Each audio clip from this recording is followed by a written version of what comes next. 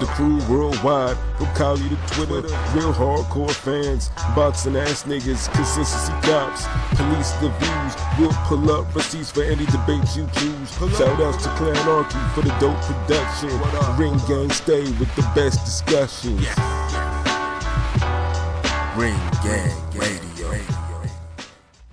Yeah, what's good, y'all? Welcome to another episode of Real Talk, where, as always, if shit's real, we talk about it. I'm your host for tonight, Patscorpio, the New England representative. As always, man, I got my man with me. I'm gonna let him introduce himself. Yo, what it do, man? It's Shutterworth da Gawd, the GOAT artist, aka Lauderdale Boss LB, creator of the Soul Wars comic. Holla at your boy. Yes, sir. Yes, sir. So, man, LB, man, before obviously we get into the main fight of the weekend, I'll get into at least the undercard. I mean, just to sum up the undercard, what did you think of the undercard for Pacquiao and Broner? It looked good on paper. It just it didn't, but that's why they fight the fights. It just didn't plan out like it didn't play out like that. Like the first fight was jobber tryouts. Like I felt like that fight needed to be a knockout, maybe by the 5th round. Mm-hmm. You know, because I was getting restless through that fight because the effort and it just seemed it was just a dead performance from both of them niggas, and I was just like, yo, next, get this off my fucking TV already. That fight was on some other, because originally, Tapar, I think that was the original fighter, but he was 5 pounds overweight, so right. The commission had to KO that fight. So they got Jabbar Rodriguez up in there, and he didn't. Ruiz, he tried to put him away. He put him down in the first round, but he just didn't put him away. Yeah, and that shit, and I was in the theater watching that shit, and that shit was dragging. So I was just like, God damn it, I was wrestling. Yeah, that's the thing. That fight just dragged it too much for an opener, and this is my thing. Like, the opener needs to be either like a good early knockout or a fast-paced fight where both dudes are going at it, and you're like, okay, shit, like, all right, let's go. Like, you gotta set the mood right for the night, man. Right, exactly. And I feel like the night didn't start until the Warren fight. Yeah, exactly. And what did you think of that one? I thought that fight was better. It was entertaining. I was fucking with that fight. rau'shee Warren is just a little frustrated. It's like him and Broner, man. My damn, my nigga. Like the guy has the talent. He has the speed, and I think he has enough pop in his punches too to really get respect. Warren. Nigga only has 4 KOs though. Yeah, but KOs and pop, like, and being able to knock people out and having power in your punches is 2 things. Like, Warren don't have a temperament, but he has the power and the speed to really hurt guys and put them away. But he doesn't try to do it. He fights in these spurts, and he fights in exchanges in these little spurts, and he resets, and then he moves around, and then exchange spurt, moves around. The other guy starts outboxing him, and it's just a pattern of his fights. Like, there was this one fight where he had the guy, I'm trying to remember his name, maybe not Payano, is it? When he had the guy down twice. Oh yeah, that's the part that he actually lost his belt, and it's Zanat. I call him Double Z because I can't pronounce his last name. I know you told me. I saw the fight. I remember the fight, and I'm like, damn, like Warren should have won that fight. Like, that fight, Loki, was probably the best fight that ever aired on Bounce for PBC because that shit was a war for real. That was a good fight, and I felt like, damn, like Warren just always come up short, and I feel like. Well, also he has a problem with gassing too. That's another thing too. His stamina is not really up to par. He gasses a lot. But at that level, if you're an Olympian level fighter, you're a former champion, you need to work around your weaknesses, man. If you can't make your weakness stronger, then you gotta know how to fight through it or work around it. Like, I mean, that's yeah, but I mean, because the two losses they suffered, like the one to Double Z where he lost his belt, he gassed, and then the guy was just hammering him, and then Payano, I mean, that fight, frankly, he should have won the first fight. I mean, the scores were all over the place, man. I'm not gonna fucking lie. I mean, you know, that shit was like, I mean, that might have been like a minor robbery, but the thing, like, when Warren got these losses, but I don't look at him as the lesser fighter in these fights. Like, to me, I don't think he's gotten his ass kicked. He may have lost. I don't think he's been schooled or outclassed. I thought he got his ass kicked against Double Z. Payano, because I know he dropped him late, but then there was like mad points deducted from these niggas, man. There was detected. Because that first fight was dirty as fuck. So like, yes, So I mean, I think that's probably where a lot of the fuckery came from. I mean, the Double Z put hands on him, no lie. But yeah, he really did. I mean, he had to get to a point like. That was like halfway into the fight until when it got to that point. Like early, it's like Warren. It's like he almost seemed like a front runner. Yeah, like he looked like he was about to knock him out in the first round. He looked like he about to knock out everybody in his fights, and then somehow he just does less and less over the course of the fight, and he loses. Yeah, and I don't look at it like, damn, like man, like. Really lost. It's more like, damn, like you had it. It's like somebody running a race and they're in the lead for the whole race, for like 80% of the race, and when they get almost close to the finish line, they fizzle out and they second place. Yeah. That's how I feel like when I watch Warren's fight. So, but overall, it was a solid fight. It was a good fight. That really should have been the opener. But I ain't really got much to say about it. I hope you know, the Warren keep it moving. And Barry Hunter, shout outs to Barry Hunter for keeping it real in that corner. I mean, with rau'shee Warren, I mean, he had 20 pro fights, man. He has 3 losses. Like he's approaching being like the jobber to the stars type of status, because like I say, as we talked about this before, like most people forget this, he was actually briefly a champion. Yeah, you know, it's just like, you know, and it's just like where he's gonna. I mean, clearly 118 is probably gonna be the division for him, because if he goes to 122, he's gonna get slaughtered there, and if he goes down to 115, he's gonna be facing some real killers in that division. So. You know, he's like, and he's getting older too. He's 31. You know, there's no old men in these divisions. So, you know, rau'shee Warren's going to have to really, really sit down and really think about what he needs to do and what he needs to change. You know, else there's going to be a couple more losses even before he thinks he's ready to get up out of there. So, and then after that, we have the last fight on the undercard. That was which is Marcus Brown versus Badou Jack. That fight I was completely wrong about, and mostly because I mean I underestimated Marcus Brown, and for good reason too, because you know that nigga's too hot and cold. And when he's really said that's facts. Like you keeping it real in this real talk, I respect that. Yeah. You know, cause like I said, because he has Marcus Brown has fights where he actually looks like, okay, this nigga's about to looks like a killer, and then he has fights where he's just like, what the fuck is he doing?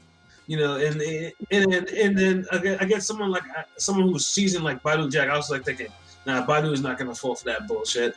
Badou Jack is gonna run right through Mikhail, and that's what didn't happen, and that was surprising, and even more so. I was more surprised by Jack's performance. I don't know if it was just either A, he had a bad cut, or B, like, because you know, give Brown was beating his ass before that cut happened. Yeah, I know this, and that's the thing is like, I was just trying to fight something, because I mean, Jack usually, doesn't fight. He didn't fight like how he usually fights, and like, I don't know. He fought like how he fought against Stevenson. Well, at least there was a plan, because you know Stevenson has a one-hitter quitter, you know, so I can understand that. But this was Marcus Brown, like he was he was fighting like struggle light. You know, Marcus Brown could punch. He's young and he's athletic as hell, undefeated. He tried to have the same strategy for two fighters who could be possibly similar, but they're just in way different parts of their careers. Yeah, Superman got the one hitter quitter, but I don't care how hard any nigga hit. I ain't gonna give up 6 rounds to fucking nobody. I mean, that's just me. I mean, that's just me. Now, it looked like he was doing the same thing with Marcus Brown. So it's like, I'm noticing a pattern here. Like, he can't handle southpaws in the early. Same thing was happening in the DeGale fight. Yep, because DeGale dropped him in the first round too. And you notice it's like he opens up less and less now since that. Yeah, and it's like, and it's really, and like I said though, and he was fighting like, he was starting to fight like dirty, like, you know, the heads were coming together and everything, and that's why when the heads came together, that's what I mean. The cut itself wasn't that big, you know what I'm saying? It was accidental. It was on some accidental shit. Yeah, it was neither guy's fault, but Battle Jack. He was coming in with his head all night. He knew what the fuck he was doing. Marcus Brown seen it. I seen it. So, I mean, this the hurt business, my nigga. You get what you get, bro. Like, yeah, but I hate that headbutting shit. So that's why I sound that way. I hate that headbutting shit. Right, but and also too, but also the corner, the ref, and the doctor, they failed completely in this fight because Marcus Brown, the legit punches were open that cut up like it was from a. You know, like a regular ass cut to like this nigga took an axe to the face, man. It was fucking. Right. It looked like that nigga took a flash kick right to the face, like bow. Yeah, like I said, you can see this nigga's thoughts. You can see the words coming out of his head, nigga. That's how it was fucking ridiculous, man. Nigga, it was like a bad blade job, like an inexperienced pro wrestler would do, man. He had the full crimson mask. It was disgusting. I know if my lady saw that shit, she'd be like, yeah, I'm gonna go and do something else now. Bro, okay, I'm gonna paint a visual real quick for that cut.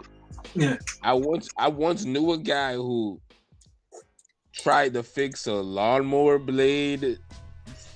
You know where I'm getting at now, right? Mm-hmm. So yeah, how about, long story short, yeah, he got his face cut up. And he had several scars on his face. And one of them looked like that fucking cut Battle Jack had. Shit. Yeah, I'm like, it's a movie shit. Yeah, it is. And like, I mean, enough respect to Battle Jack for actually fighting through with that cut in his face, because he was like, I'm a warrior, man. I can't be out there, just quitting because of a cut, man. He did that shit. But yeah, respect. Yeah. So that could have easily went left because the nigga was gushing blood out of his head. I mean, that's like I don't know what the fuck they was thinking with that. That was horrible. Yeah, I mean, it was to the point where it was enough blood where you're thinking, like I said, a couple of well-placed punches and this nigga can pass out on the canvas. Yeah, I mean, the refs, this corner, they have to do better, man. You have to realize sometimes you gotta pull a nigga out of a fight. You know what I'm saying? Yeah, because fighters are proud. You know what I mean? Exactly. But it doesn't take. You don't want someone that you don't want to quit if quitting ain't in you, even if you dying. I mean, right. The ref, the corner, y'all gotta step up and make sure these niggas don't hurt themselves more than necessary. That's all. Exactly. But enough respect to the Marcus Brown because like I said, he rose to the occasion, and he got himself a career best victory. So now he has an interim WBA light heavyweight title, which means at some point he's going to be mandatory for who's the WBA champion? No, I better be not Bivol. Is it Bivol? Yeah, it's Bivol. Yeah, it's Bivol. Yeah, so he's gonna be the mandatory for Bivol at some point. So it's like, and it'll be interesting how that would be a problem, man. I'm telling y'all, like, I've seen it, man.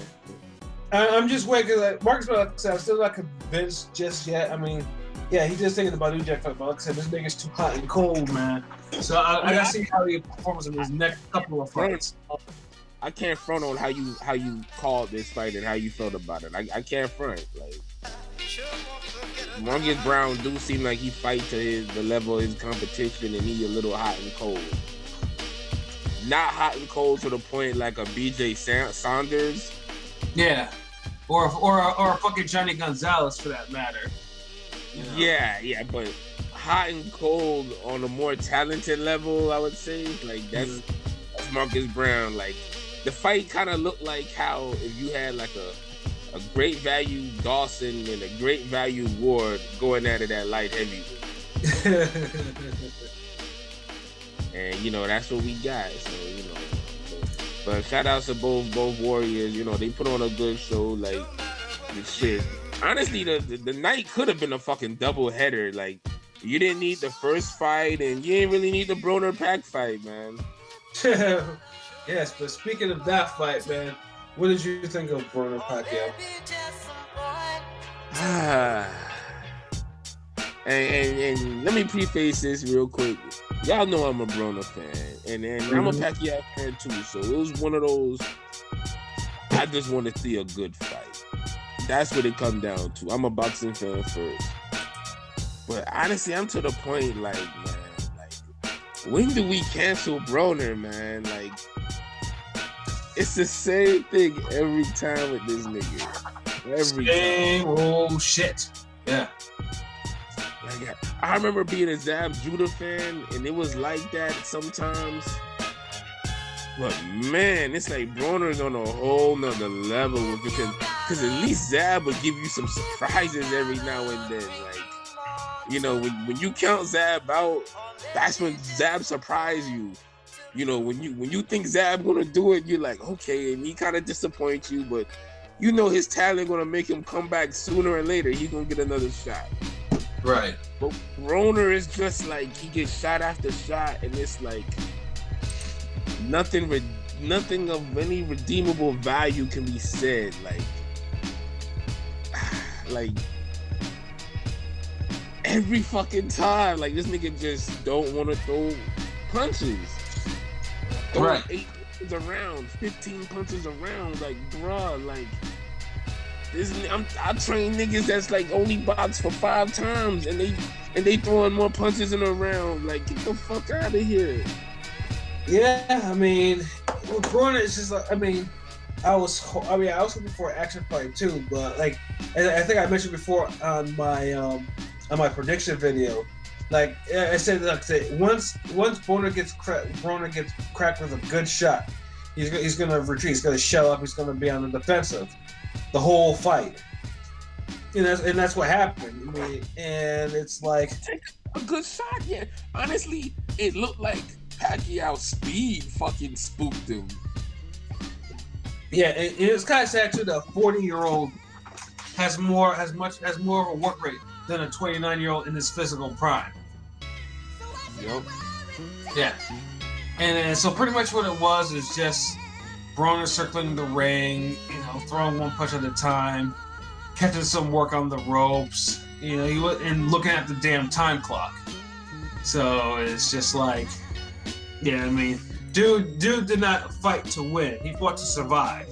And then afterwards, you know, of course, the infamous interview where he completely got on his bullshit, saying that he was robbed, he won the fight.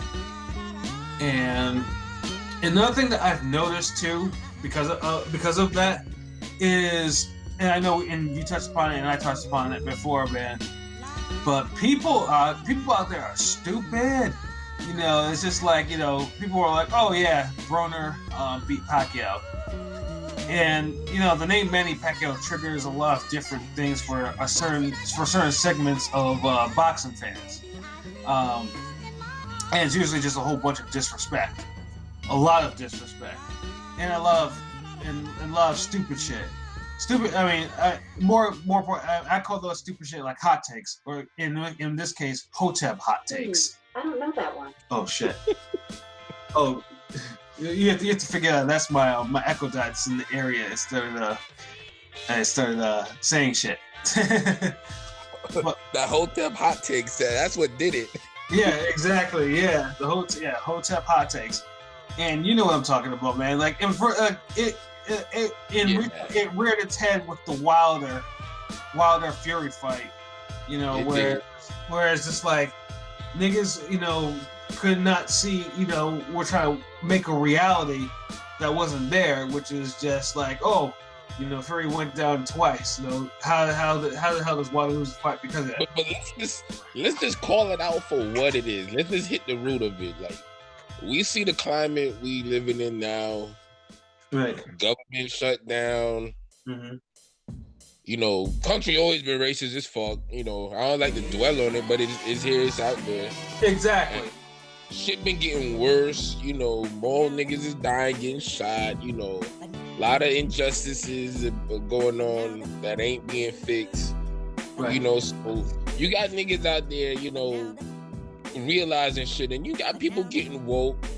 You know, which to me is a good thing, but I feel like you should never have to be woke, nigga. Like, you should know what's going around you.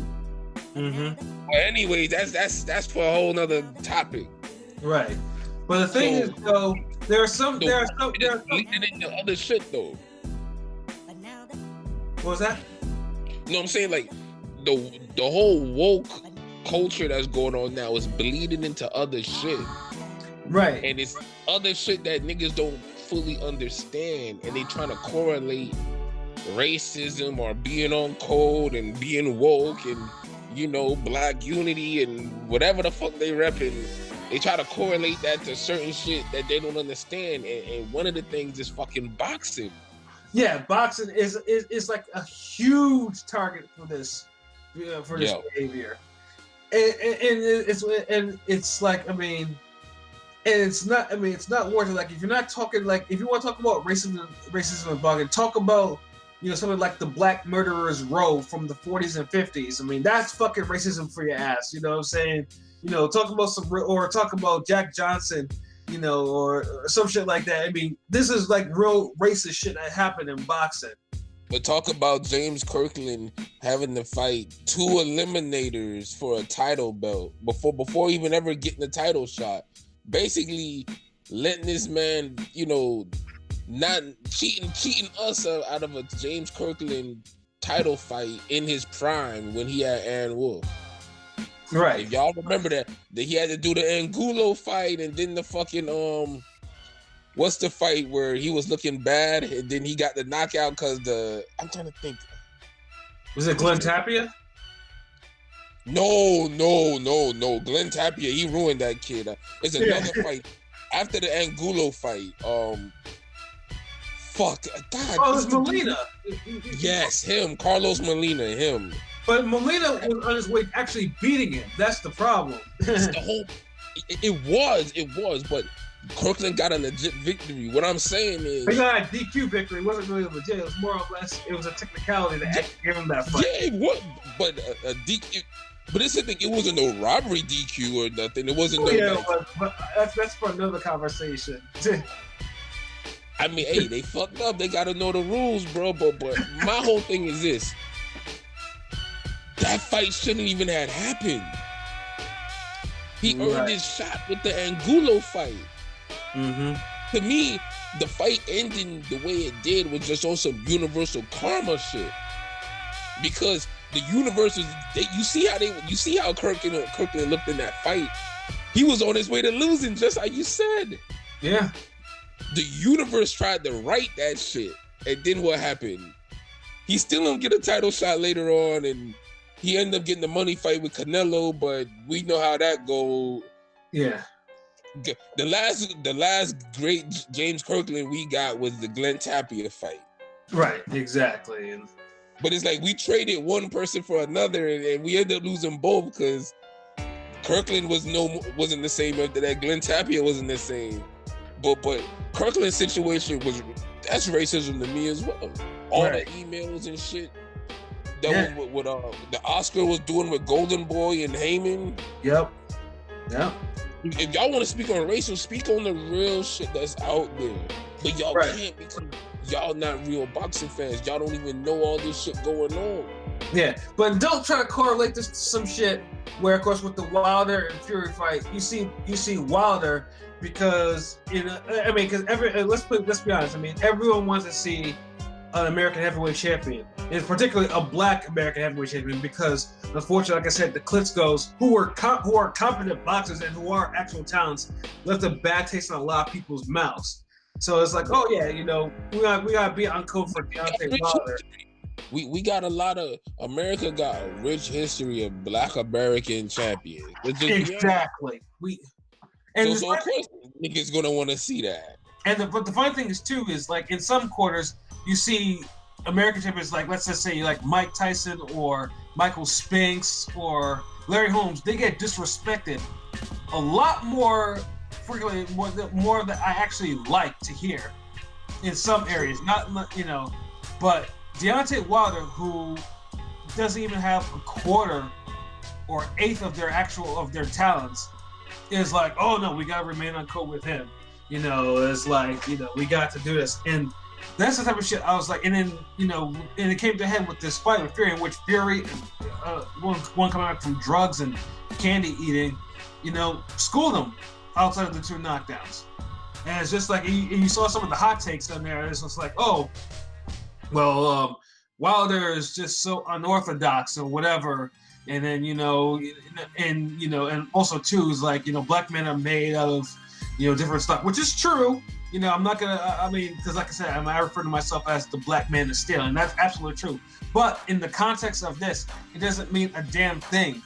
It doesn't mean a damn thing in what happened in the fight. You saw a man get outboxed thoroughly and save himself twice, from losing on the cards.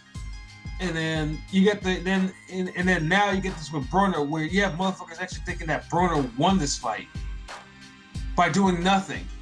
And it's just like, oh no, it's Pacquiao, fuck Pacquiao. Like, Pacquiao sucks. Like, Pacquiao can't box. And niggas are trying to stay on code for what?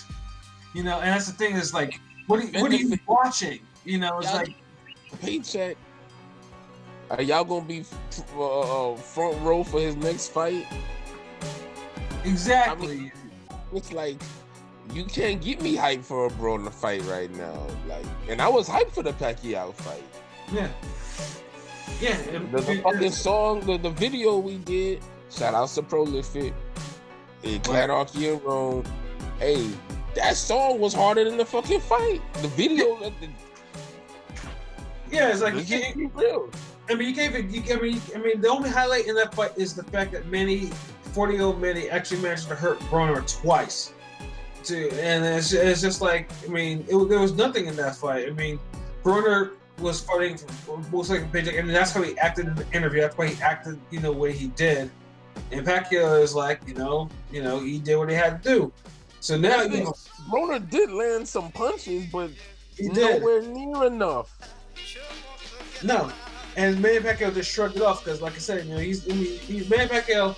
Unless you're Juan Manuel Marquez, you're not gonna stop him with one punch.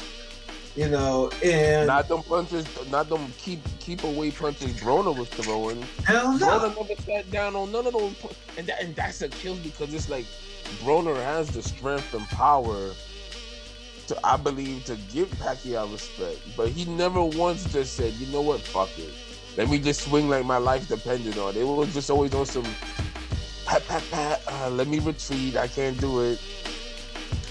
Right, and most of it, I think the thing with that is most people believe that he got shell shocked from Maidana. Maidana may have ruined him mentally in that aspect because Maidana was the only one to lay the heavy beating on him, and that's the only loss of his that he didn't.